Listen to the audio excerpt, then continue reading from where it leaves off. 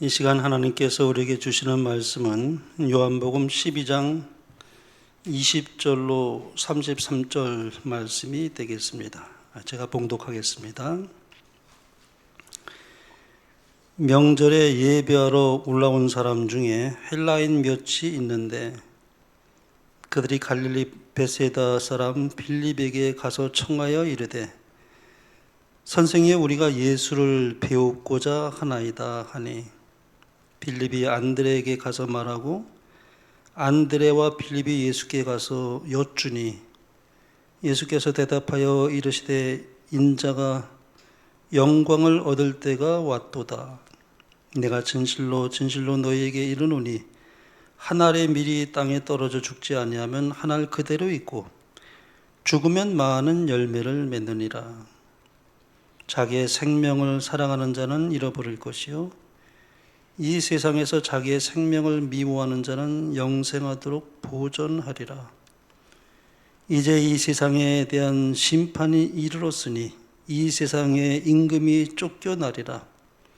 내가 땅에서 들리면 모든 사람을 내게로 이끌겠노라 하시니 이렇게 말씀하시면 자기가 어떠한 죽음으로 죽을 것을 보이심이러라. 어떤 목사님이 이제 이런 말을 했습니다.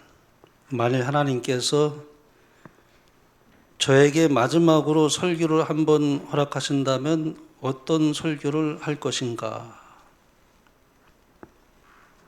많은 설교에 주제가 있겠지만 나는 예수님의 십자가 보혈에 관한 설교를 하겠다. 그렇게 말씀했습니다. 사도 바울은 이렇게 고백했습니다. 내게는 우리 주 예수 그리스도의 십자가 외에 결코 자랑할 것이 없으니 바울은 나는 십자가 외에 결코 아무것도 자랑할 것이 없다라고 고백하였습니다. 그리고 또 그는 이렇게 말했습니다.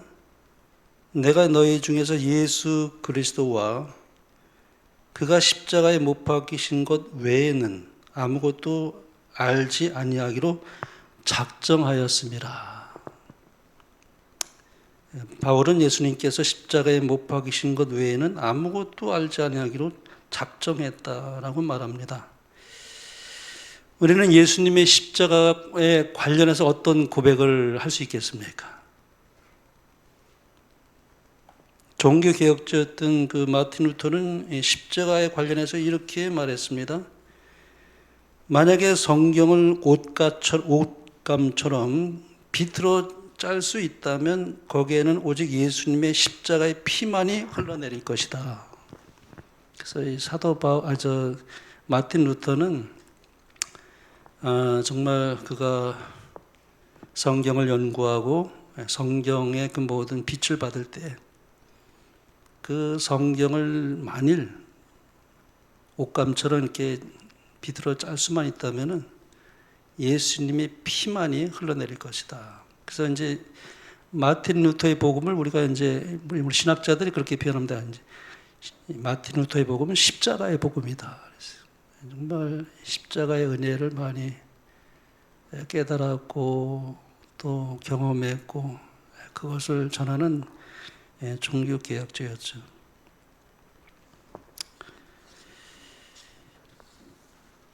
엘렌 G. 화이트는 이렇게 말했습니다. 그리스도인들에게 십자가를 제거하는 것은 하늘에서 태양을 없애는 것과 같을 것이다. 우리가 믿는 신앙에서 만약 십자가를 제거한다면 우리가 믿는 그리스도교는 다른 여타의 종교와 같이 도덕적인 종교는 될 수 있을지는 몰라도 생명의 종교, 구원의 종교는 결코 될 수가 없습니다. 한 번은 영국의 유명한 설교자였던 스펄전에게 한 청년이 와서 물었습니다. 목사님, 제가 부득불 멀리 이사를 가게 되었습니다. 어느 교회를 찾아가면 좋겠습니까? 그때 스펄전이 그 청년에게 이렇게 말했다고 합니다. 어느 교회를 선택하든지 그 교회가 십자가의 설교를 많이 하고 있다면 그 교회를 택해서 나가십시오 라고 말했다고 합니다.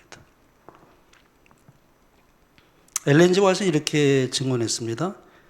모든 설교에서 복음의 기초인 그리스도와 그 십자가를 빼놓지 말아야 한다. 또 이렇게 말합니다. 성령께서 임재하시는 설교에는 그리스도가 없는 설교와 전적으로 차원이 다른 능력이 임한다. 그리스도가 없는 설교는 허약하고 공허하며 자양분이 없는 설교이다. 그리하여 그 설교를 듣는 회중은 개인의 삶에 그리스도를 모시지 못한다. 설교를 많이 듣고 또 은혜를 받지만은 그리스도가 빠지면은 안 된다라고 말씀합니다. 저는 말씀을 준비할 때마다 꼭 이 말씀을 항상 상기합니다. 왜냐하면은 혹시 내가 드리는 기별에 그리스도가 빠지지는 않았는가. 저는 늘 그 생각을 하면서 말씀을 준비하게 되고 또 이 말씀에 와이프의 이 말씀을 늘 기억하면서 그렇게 또 준비를 하게 됩니다. 그리스도가 없는 설교를 할 수 있다. 그런 말씀을 합니다. 여기 또 이렇게 말합니다. 우리는 그리스도와 그분의 십자가를 제시함으로 죄와 악에 빠져 영적으로 죽어 있는 사람들이 경고와 각성을 받게 해야 한다. 화려한 언변, 사람들을 즐겁게 해주는 이야기와 예화들은 죄인들을 회개시키지 못한다.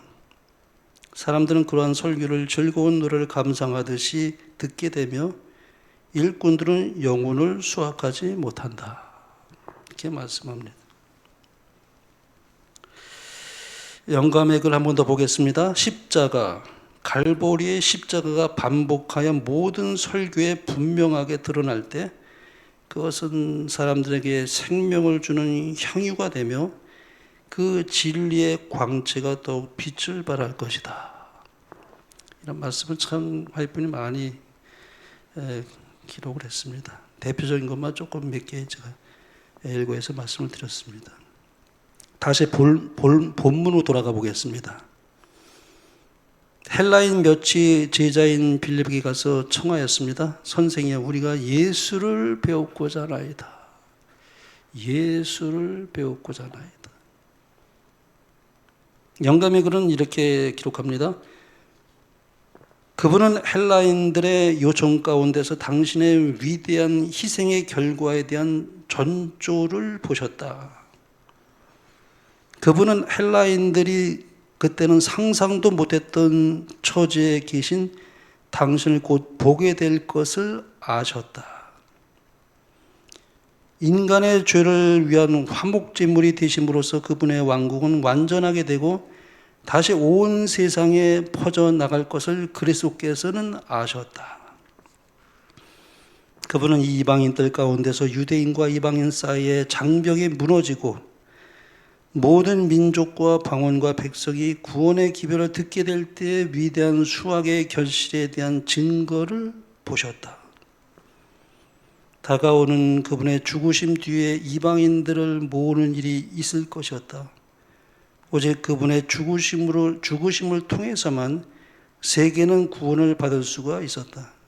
미랄처럼 인자는 땅속에 던져져 죽고 눈에 보이지 않게 장사되어야 하셨지만 그분은 다시 살아나실 것이었다. 선생이여, 우리가 예수를 뵙고자 원하나이다 라는 그 말을 헬라인들 들었을 때 이것을 보시고 아셨고 십자가를 예수님께서 상기하면서 그분의 죽으심을 통해서 구원받을 그 모든 구속의 그 모든 것을 예수님은 그 말의 요청을 통해서 보셨다는 것입니다. 그래서 이제 제자들에게 그런 말씀을 주셨죠. 그래야 예수님께서는 제자들에게 이런 말씀을 했습니다. 내가 땅에서 들리면 모든 사람을 내게로 이끌겠노라. 헬라인이 그 말을 했을 때 이것을 보셨고 그 다음에 제자들에게 말씀을 하셨습니다. 내가 땅에서 들리면 모든 사람을 내게로 이끌겠노라. 이 말씀은 상당히 짧은 말씀이지만 엄청난 진리, 복음을 내포하고 있습니다.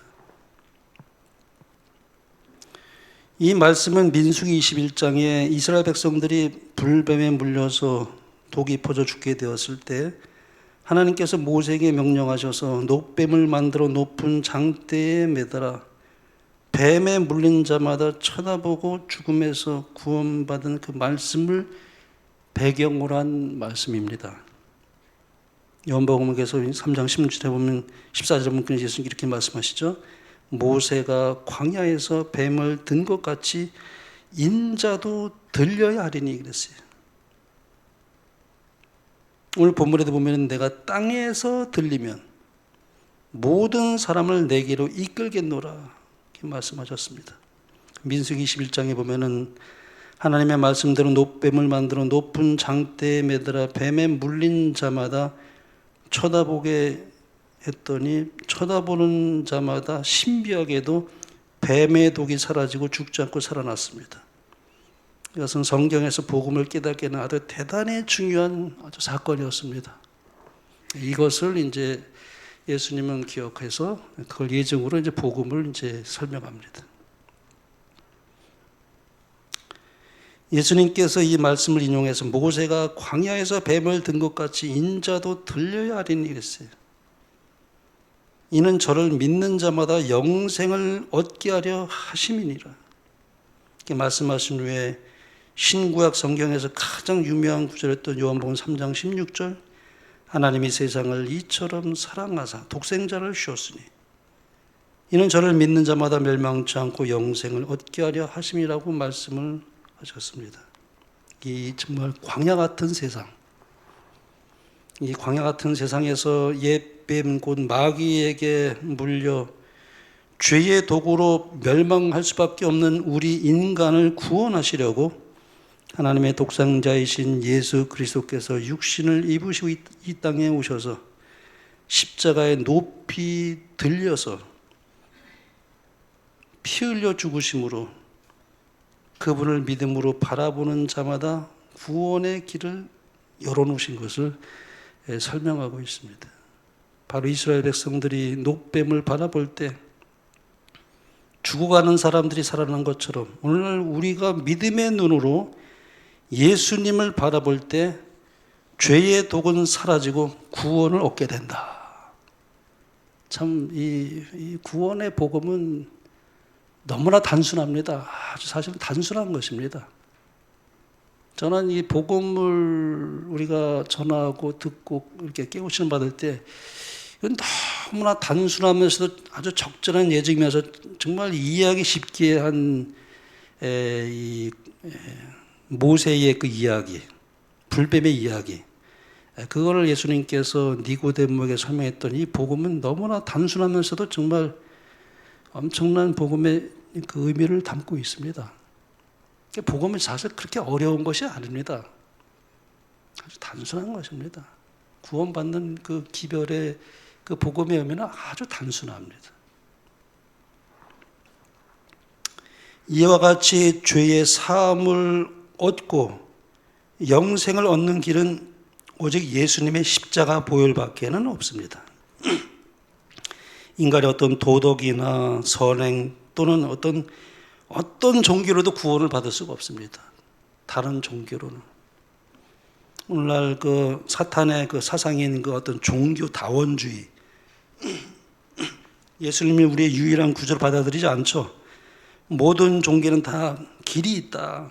그래서 그 길을 따라 종교는 달라도 구원을 받을 수 있다라고 하는 게 종교 다원주의입니다. 그것은 사탄이 아주 사람을 멸망시키기 위해서 정말 거짓의 씨를 뿌려놓은 아주 무서운 책략입니다.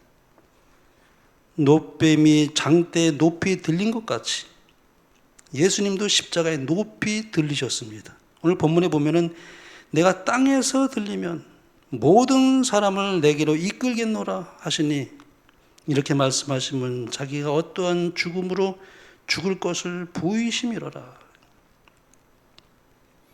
우리가 치러야 할 그 죄값을 우리 대신 치르기 위해서 모진 매를 다 맞으시고 또 양 발과 양손에 굵은 쇠못이 박혀 장장 6시간 동안이나 고통을 당하신 그 우리 주님.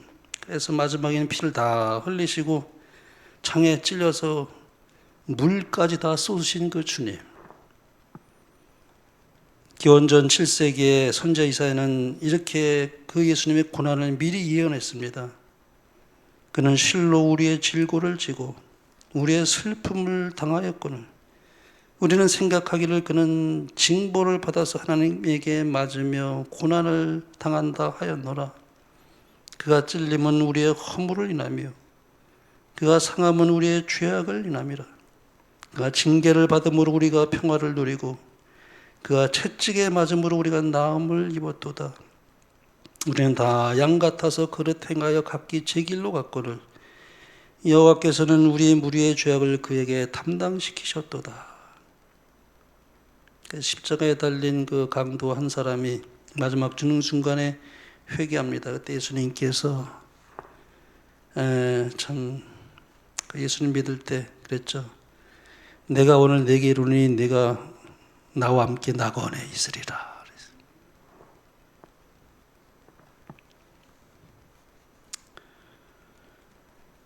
그 강도를 구원해 주셨는데 그것은 그의 행위로 구원받은 것이 결코 아닙니다. 전적으로 믿음으로 구원을 받은 것입니다. 그러므로 우리가 구원받는 것은 오직 믿음으로만 구원받습니다. 갈라디아서에 보면 이렇게 말했죠. 사람이 의롭게 되는 것은 율법의 행위에서 난 것이 아니요 오직 예수 그리스도를 믿음으로 말미암은 줄 아는 고로 우리도 그리스도 예수를 믿나니 이는 우리가 율법의 행위에서 아니고 그리스도를 믿음으로써 의롭다함을 얻으려 함이라. 율법의 행위로서는 의롭다함을 얻을 육체가 없느니라. 노뱀을 쳐다봄으로만 이스라엘 백성들이 치료받았던 것처럼 오직 십자가에 달리신 예수 그리스도를 믿음으로만 구원을 받습니다. 오늘 설교할 때 윤리적인 설교도 많이 하고 또 심리학적인 설교도 많이 하고 또 율법적인 설교도 많이 이렇게 하죠. 다 정말 우리가 유익하고 훌륭한 그런 말씀이기도 하지만은 그러나 그것으로 우리가 구원받지 않습니다. 물론 윤리적인 것이 우리에게 필요하죠. 심리학적인 우리 성경에 보면 그 모든 것이 다 우리에게 기록되어 있습니다. 좋은 말로 구원받는 거 아닙니다. 좋은 말로. 좋은 말로 말하면 유튜브에 얼마나 좋은 말이 많습니까? 유익한 말을 얼마나 많이 들을 수 있습니까? 심리학적으로, 윤리적으로 또 우리에게 좋은 정보를 주는 건강에 관련된 것뿐만 아니라 사람이 어떻게 살아갈 것인가에 처세술에 관한 것도 있고 많은 좋은 얘기가 많죠. 그런데 그건 복음이 아닙니다.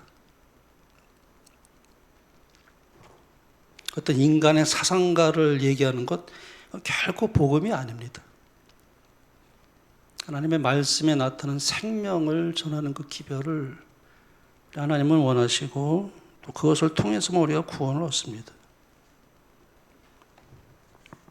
오직 믿음으로 구원 얻습니다. 주님을 바라보는 것입니다.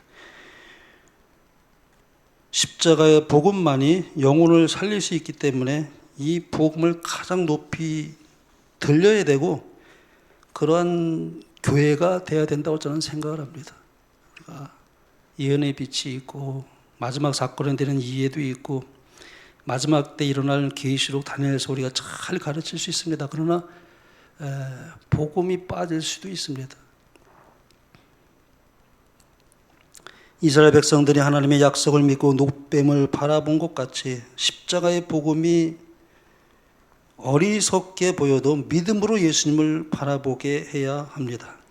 고린도전서에 보면 이렇게 말씀합니다. 십자가의 동안 멸망하는 자들에게는 미련한 것이요 구원을 얻는 우리에게는 하나님의 능력이라고 말씀합니다. 이 세상 인간의 지혜로는 하나님의 뜻을 이해할 수 없기 때문에 하나님께서 어리석은 방법으로 인간을 구원하시기를 원하셨다. 그런 말씀합니다. 작정하셨다. 고린도전서 1장 20절에 보면은 하나님이 미련한 것이 사람보다 지혜 있고 하나님의 약한 것이 사람보다 강하니라. 불뱀에 너무 심하게 물려서 몸이 퉁퉁 부어올랐어도 수명이 끊어질 정도 지경이 이르렀을지라도 노뱀만 쳐다보면 다 나았던 것처럼 십자가에 달리신 예수님만 쳐다보면 낫습니다. 신기한 일이죠. 사실 실제입니다. 실제입니다. 와이프는 이렇게 말합니다. 광야에 있을 때에 주님께서는 배도한 이스라엘 백성들이 독사에 물리는 것을 허락하셨으며 모세에게 구리뱀을 높은 장대에 매달아 뱀에 물린 사람들이 그 구리뱀을 바라보고 살도록 지시하셨다. 그러나 저들은 저희 힘이 다 빠지고 눈이 완전히 흐려질 때까지 금방 나을 수 있는 치유제가 옆에 있음에도 불구하고 저들의 상처만을 비탄하며 고통과 확실한 죽음에 대하여 슬퍼하고만 있었다. 우리 엘렌 G 화이트는 계시를 통해서 그것을 본 것입니다. 이게 성경에 깊이 나와 있지 않았음에도 불구하고 계시를 통해서 그걸 정말 적나라하게 그들의 그것을 우리가 이제 마치 꼭 드라마를 보는 것처럼 이렇게 표현을 합니다. 그때 당시 이스라엘 백성들이 그랬다는 것이죠.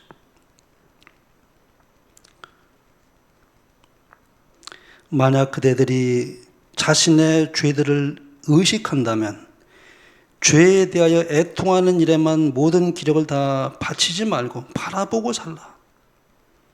예수님께서는 우리들의 유일한 구주이시다. 주님의 공로를 의지하는 자는 단 한 사람도 멸망하지 않으련만 치유를 받아야 할 수백 수천에 달하는 인류는 주님께서 주신 자비를 거부할 것이다. 여러분, 이게 참 얼마나 참 안타깝고 슬픈 일인지 몰라요. 거부할 것이라는 것입니다. 그리스도가 없이는 우리들이 얼마나 무력한 상태에 놓이게 되는지를 인식할지라도 우리들은 실망하지 말 것이며 십자가에 달리셨다가 부활하신 구주에게 의뢰해야만 한다. 불쌍하고 죄로 병든 실망한 영혼들이여 바라보고 살라. 사탄은 그대들이 무력한 존재이며 축복을 받을 수 없을 것이라고 유혹한다. 그대들이 무력한 존재라는 것은 사실이다. 그러나 사탄의 앞에서 예수님을 쳐다보며 나에게는 부활하신 구주가 계신다. 예수님은 나의 의이시며 나의 기쁨의 면류관이시다라고 말하라. 모세가 장대에 구리뱀을 달아 올렸을 때 어떤 사람들은 그것을 바라보기만 하면 낫는다는 사실을 믿으려 하지 않았다. 그리하여 그들은 그 같은 불신으로 말미암아 멸망을 당했다. 그러나 하나님께서 만드신 구원의 길에 대한 믿음을 가진 자들도 많이 있었다. 비록 힘없이 죽어가는 자들이 할지라도 한번 쳐다보기만 하면 완전히 회복되었다. 그들은 살기 위하여 바라보아야 했다. 이는 하나님께 간합될 수 있는 것은 그들의 믿음이었고 그 뱀을 바라봄으로 그들의 믿음을 나타냈다. 그들은 뱀 그 자체에 무슨 효험이 있는 것이 아니라 그것은 그리스도의 상징에 불과하다는 것을 알았다. 그러니까 복음을 깨달은 것이죠. 그들의 치유를 통해서 예수 그리스도를 깨달은 것입니다.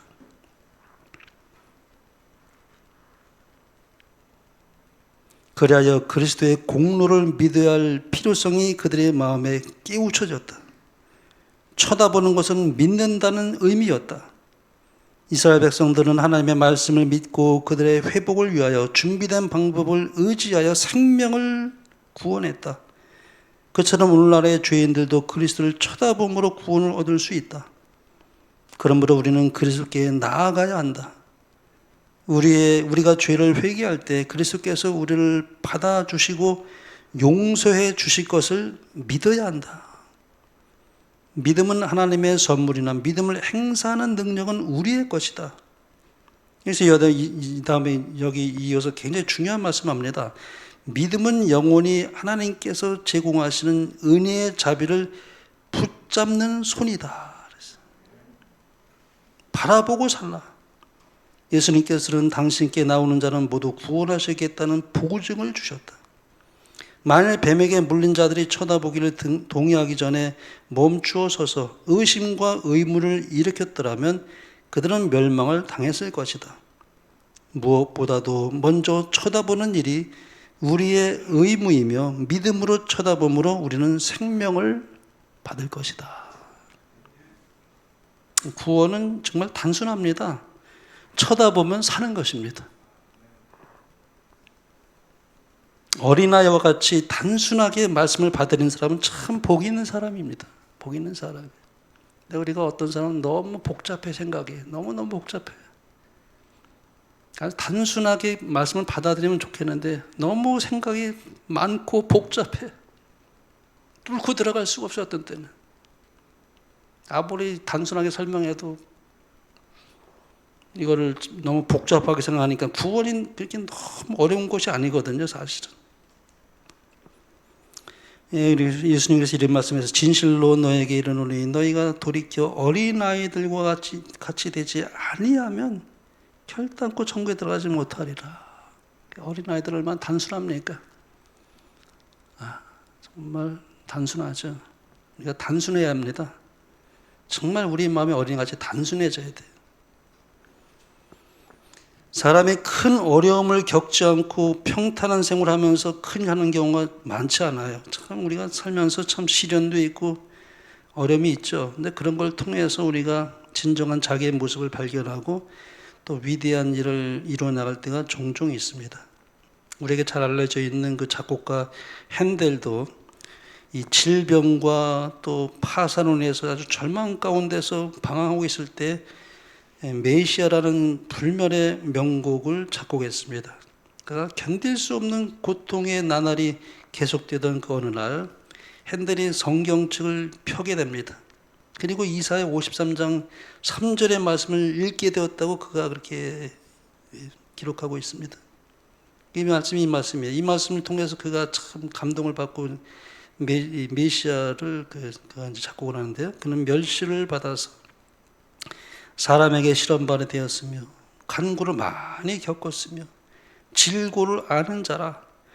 마치 사람들에게 얼굴을 가리우고 보지 않음을 받은 자 같아서 멸시를 당하였고 우리도 그를 귀히 여기지 아니하였도다. 그러니까 어떤 성경절이 꽉 우리 이 마음에 꽉 그냥 박인 듯한 그런 어떤 말씀에 깊은 감동을 받을 때가 있죠. 근데 이 핸델은 이 이사야에서 있는 말씀이 그의 마음에 깊은 주의 그 성령의 은혜였다고 생각합니다. 깊은 감동을 받습니다. 이 말씀에 깊은 감동을 받습니다.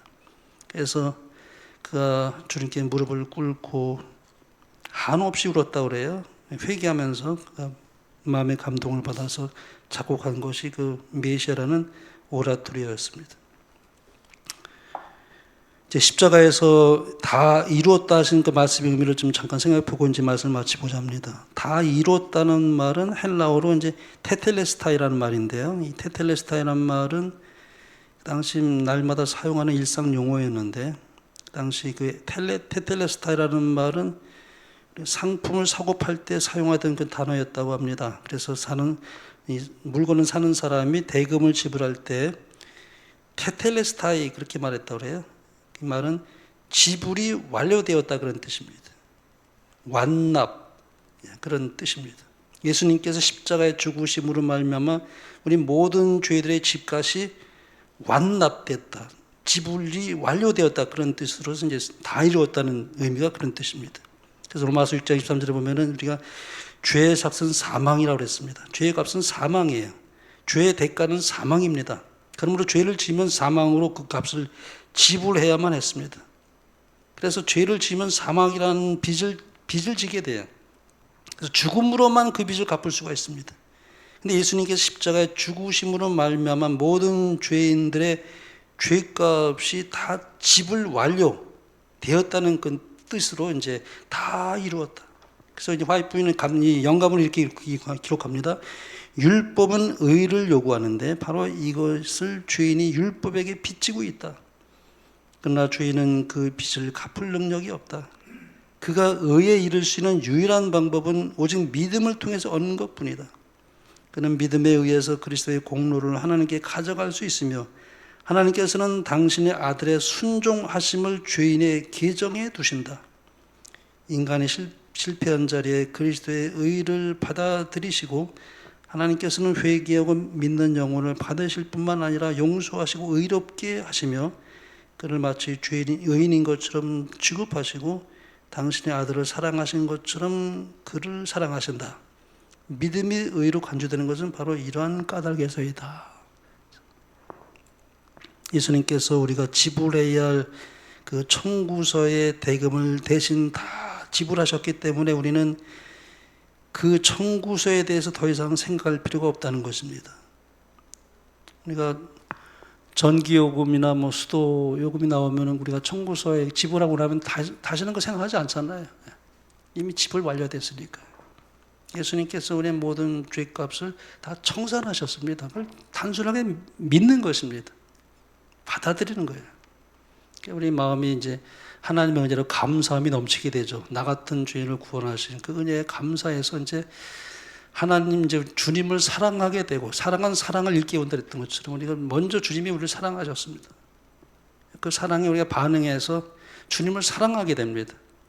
주님을 사랑하면서 주의 말씀을 또 사랑하게 됩니다. 그래서 그분을 개인의 구주로 영접하면은 말씀을 사랑하지 않을 수가 없어요. 그건 자연스러운 것입니다. 말씀을 자꾸 읽게 돼요. 영적인 양식을 자꾸 읽게 돼요. 우리가 음식을, 육의 양식을 먹지 않으면 우리의 힘이 없는 것처럼 늘 말씀 속에서 주님을 발견하게 되기를 원하고 더 큰 빛을 우리가 깨닫기를 자꾸 원하고 말씀을 자꾸 사모하게 되고 주님을 사랑하는 것이 나를 그래서 율법을 지키는 것은 내 힘으로 되는 것이 아니라 그런 마음을 주신 하나님의 은혜로 율법을 지키게 되는 것이죠.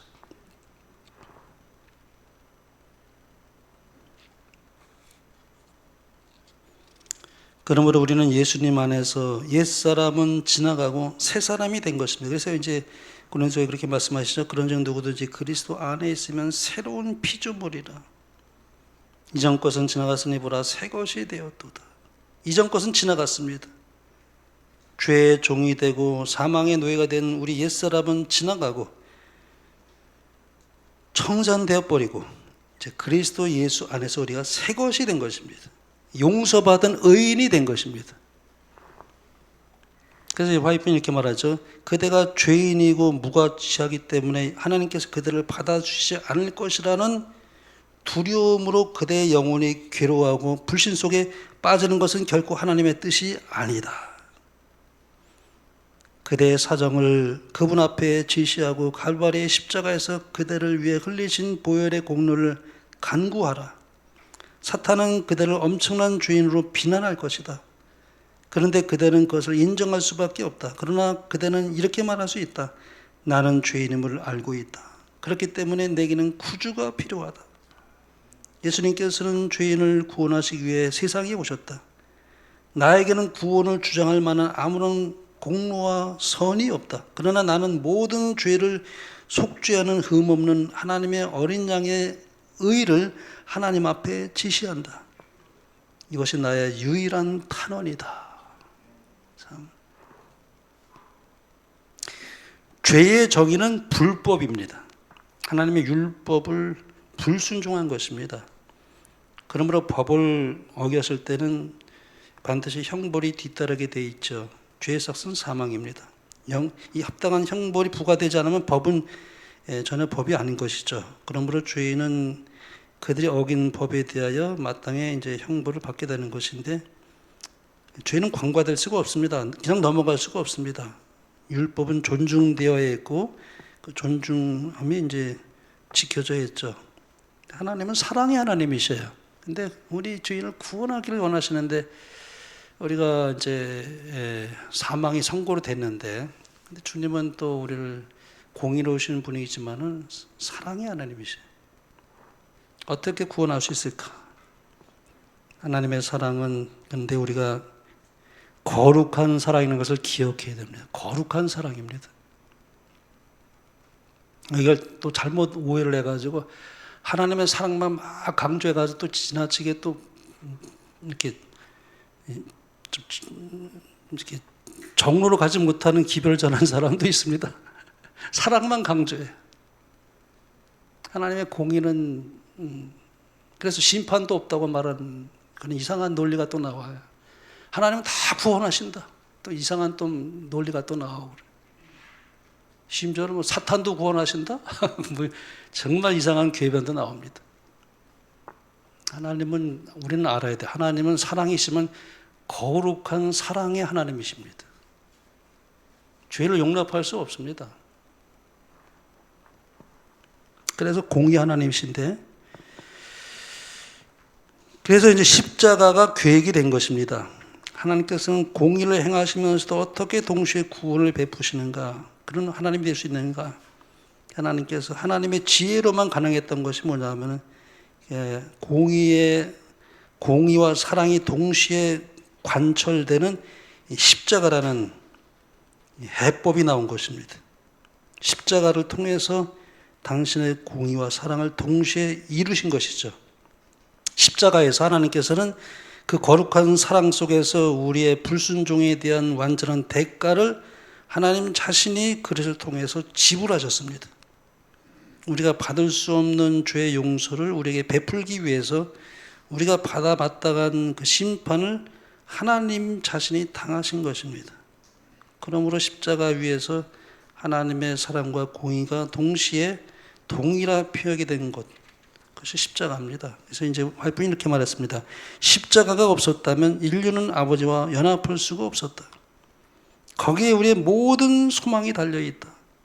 십자가로부터 구주의 사랑의 빛이 비쳐나옴으로 십자가의 발 아래에서 죄인이 그를 구원하시기 위하여 들어가신 분을 쳐다볼 때 그는 충만한 기쁨으로 기뻐할 수 있을 것이다. 이는 그의 죄가 사함을 받는 까닭이다. 죄인이 십자가 곁에 믿음으로 무릎을 꿇을 때 그는 인간이 도달할 수 있는 최고의 장소에 도달한 것이다. 이 말씀만 참 항상 저는 기억하고 이 말씀을 사랑하고 이 약속을 붙들어요. 이러한 구속의 오멸을 깨달은 사도 바울은 그가 이렇게 고백합니다. 나는 복음을 부끄러워하지 않는다. 나는 십자가 외에는 아무것도 알기로 작정했다. 나는 십자가 외에 아무것도 자랑하지 않기로 내가 한 사람이라고 말씀하죠. 이것이 비단 사도 바울만의 고백이 아니라 오늘 우리의 고백이 되며 늘 주님께 감사하며 십자가를 바라보며 그 안에서 늘 우리가 평안을 누리며 그래서 우리가 이 십자가의 복음을 전할 수 있는 사명을 받은 이 마지막 진리의 백성으로서 그렇게 우리가 전 세계를 전할 수 있는 은혜와 축복이 우리 모두에게 임하길 바라면서 말씀을 마치겠습니다.